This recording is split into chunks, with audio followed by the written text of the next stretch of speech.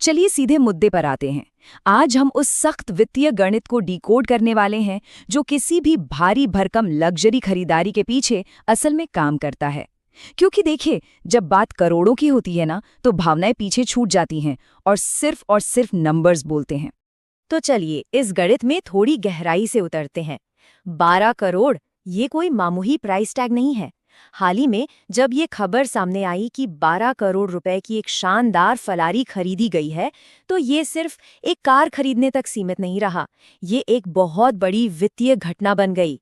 अब इतनी बड़ी रकम खर्च करना वित्तीय रूप से कितना सही है, ये समझना सच में बहुत दिलचस्प है। और ठीक यहीं से इस पूरे विश्लेषण का सबसे बड़ा सवाल पैदा होता है। सवाल ये बिल्कुल नहीं है कि ये गाड़ी इतनी महंगी क्यों है, बल्कि असली रहस्य ये है कि इतनी बड़ी खरीदारी को सुरक्षित रूप से वहन करने के लिए किसी भी इंसान की आय आखिर कितनी होनी चाहिए। मतलब एक व्यक्ति को कितना कमाना होगा कि वो बिना किसी वित्तीय संकट के इतनी महंगी गाड़ी को आसानी से खरीद सके।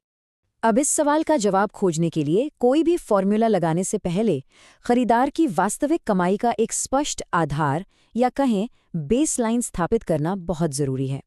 इस केस स्टडी में हम हार्दिक पंड्या की ज्ञात आय के स्रोतों पर नजर डालेंगे ताकि ये समझा जा सके कि उनके वित्तीय नींव असल में कितनी मजबूत है।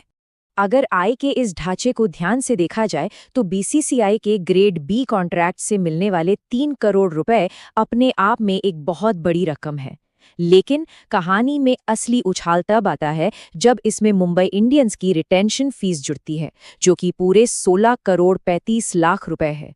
जब इन दोनों को मिलाते हैं तो जो कुल अनुमानित वार्षिक आय बनती है वो करीब 19 करोड़ 35 लाख रुपए के एक चौंकाने वाले स्तर तक पहुंच जाती है।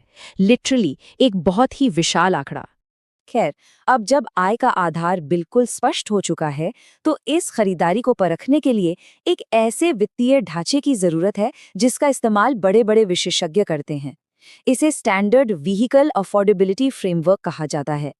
ये फ्रेमवर्क ये तय करता है कि कोई भी वाहन खरीदना क्या केवल एक भावनात्मक फैसला है या उसके पीछे कोई बहुत ही ठोस और तार्किक वित्तीय आधार भी मौजूद है।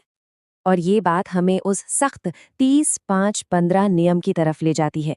इसके 3 बिल्कुल स्पष्ट चरण हैं।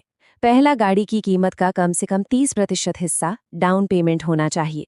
दूसरा, लोन चुकाने की अधिकतम अवधि 5 साल ही होनी चाहिए।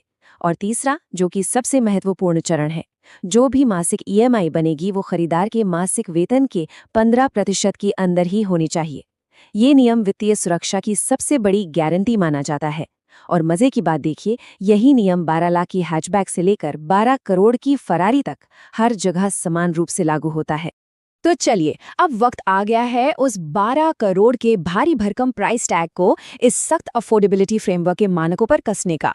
ये देखना सच में बेहद रोमांचक होगा कि जब इस विशाल रकम पर ये बुनियादी वित्तीय नियम लागू किए जाते हैं तो अंततः गणितीय परिणाम क्या निकलकर सामने आते हैं। यहाँ गणित बिल्कुल स्पष्ट है। 12 करोड़ की कार के लिए 30% के हिसाब से सीधा सीधा डाउन पेमेंट बनता है 3 करोड़ 60 लाख रुपए। अब बचे हुए अमाउंट को अगर 5 साल की लोन अवधि के लिए रखा जाए तो हर महीने की ईएमआई आती है 17,85,000 रुपए। जरा एक पल के लिए इस पर विचार कीजिए।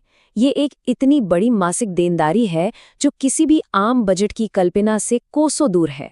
लेकिन हमें नियम का वो तीसरा चरण भी याद करना होगा कि ईएमआई वेतन के 15% से कम होनी चाहिए।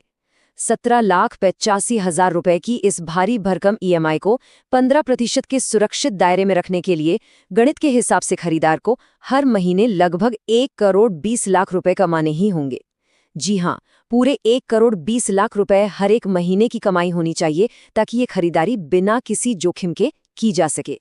तो यहाँ सबसे अहम बात ये निकल कर आती है कि इस मासिक आय को अगर साल भर में बदला जाए तो आवश्यक वार्षिक वेतन करीब 14.5 करोड़ रुपए बनता है। अब जरा तुलना करके देखते हैं। आवश्यक वेतन 14.5 करोड़ है, जबकि हमने पहले देखा था कि वास्तविक वार्षिक आय लगभग 19.35 करोड़ रुपए है। ये पूरी तरह से गणितीय रूप से साबित कर देता है कि ये 12 करोड़ की खरीदारी पूरी तरह से बजट के भीतर है और तार्किक रूप से एकदम अफोर्डेबल है। ये निष्कर्ष सच में एक बहुत ही दिलचस्प मोड़ पर लाकर खड़ा कर देता है।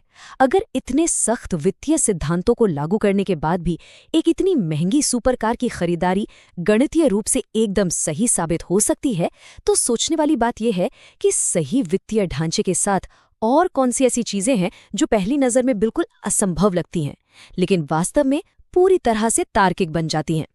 इसी विचार के साथ लग्जरी के इस गणितीय विश्लेषण को आज यहीं विराम देते हैं।